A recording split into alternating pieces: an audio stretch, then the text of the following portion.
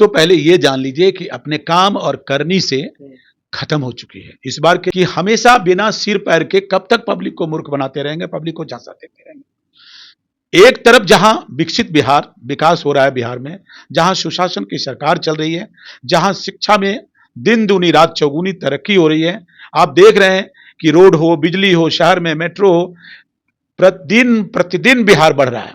नमस्कार, मेरा नाम निखिल है और बता दें कि हमारी मौजूदगी इस वर्ष भाजपा के राष्ट्रीय महासचिव डॉक्टर शशि भूषण जी हैं। आइए जानते हैं कि बिहार में कहीं ना कहीं बीजेपी के नेतृत्व में सरकार बन गई और पहली बार है जिसमें बीजेपी का जो है मुख्यमंत्री सम्राट चौधरी बने। इन्हीं सब मुद्दों पर बात करने के लिए हमारे साथ जुड़ेंगे। सर, क्या कहिएगा, आप जो है बीजेपी बिहार में भी सरकार बना ले? पहले तो आपके द पब्लिक प्रेस जो आपका न्यूज चैनल है, उसके दर्शकों को मैं तहे दिल से बहुत बहुत धन्यवाद करता हूं। और माननीय सम्राट चौधरी जी बिहार के मुख्यमंत्री बने हैं, जो हम लोगों के लिए बहुत ही हर्ष और उल्लास का विषय है। और आपके चैनल के माध्यम से उनको मैं तहे दिल से बहुत बहुत बधाई देता हूं, साधुवाद देता हूं और आशा करते हैं कि माननीय नीतीश कुमार जी के पदचिन्हों पर चलकर जैसे डबल इंजन की सरकार में काम हुई, इस काम को, उनके नीतियों को और भाजपा की जो नीतियां रही है उसको बखूबी से बिहार के विकास में योगदान के रूप में देंगे और काम करेंगे और बिहार पहले से भी ज्यादा विकसित होगा। सर, मुख्यमंत्री के पद शपथ लेते ही विपक्ष जो काफी हमलावर रुख नजर, कई लोग बोल रहे हैं कि यहीं के पाठशाला से जो है निकले हुए हैं, यहीं का प्रोडक्ट बताया जा रहा है, इन्हें आप कैसे देखते हैं? देखिए, तो पहले ये जान लीजिए कि अपने काम और करनी से खत्म हो चुकी है। इस बार के चुनाव में विपक्ष के नतीजे भी आपने देख चुके हैं, कहां होती थी विपक्ष और आज सिमट के कहां चली आई है। वजह एक ही है, वैसे में उनको चाहिए था कि कदम से कदम मिलाकर जो अच्छे कार्य हो रहे हैं उसमें योगदान देना, न कि पब्लिक को हमेशा दिग्भ्रमित करना।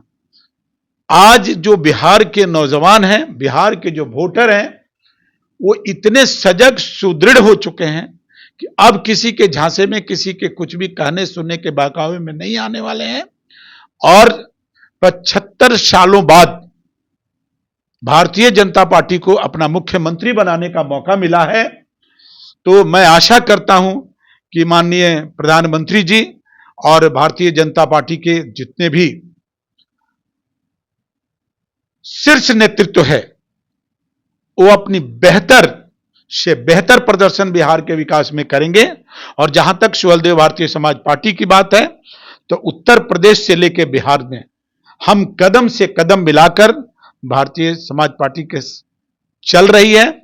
और बीजेपी के साथ जिस तरह से मैं उत्तर प्रदेश में चल रहा हूं, उसी प्रकार से बिहार में भी हर तरीके से कदम मिलाकर हम चलेंगे और चल भी रहे हैं।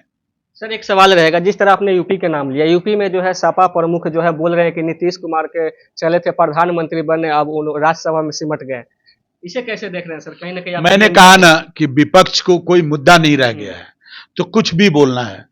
नीतीश कुमार जी के बारे में इतना ही जान लीजिए कि वो इतिहास के स्वर्णिम अक्षरों में उनकी हमेशा चर्चा होगी।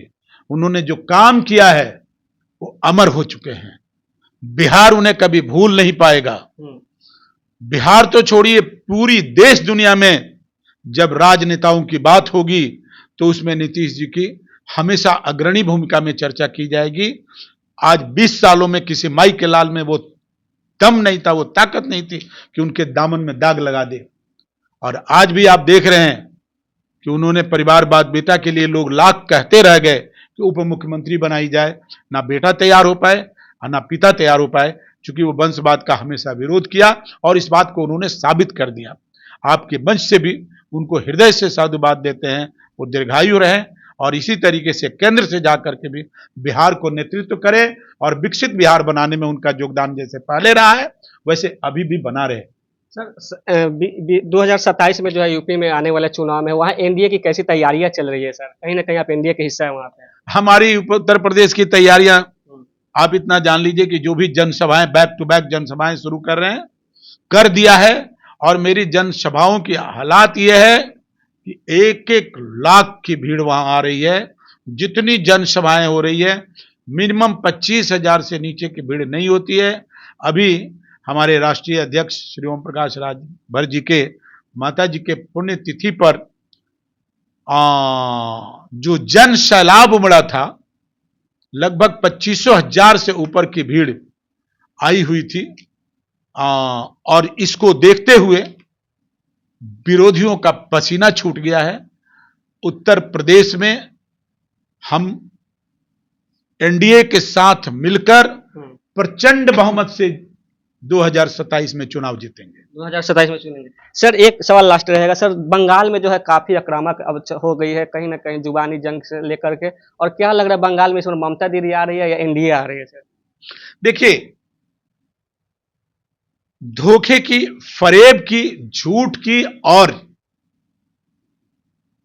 आप शासन के आड़ में जो कुशासन को बढ़ावा दिए हुए हैं। बंगाल की स्थिति क्या है साहब? बंगाल में हर गली, हर चौक चौराहे पे क्लब के नाम पर होता क्या है? रंगबाजी वसूली जाती है।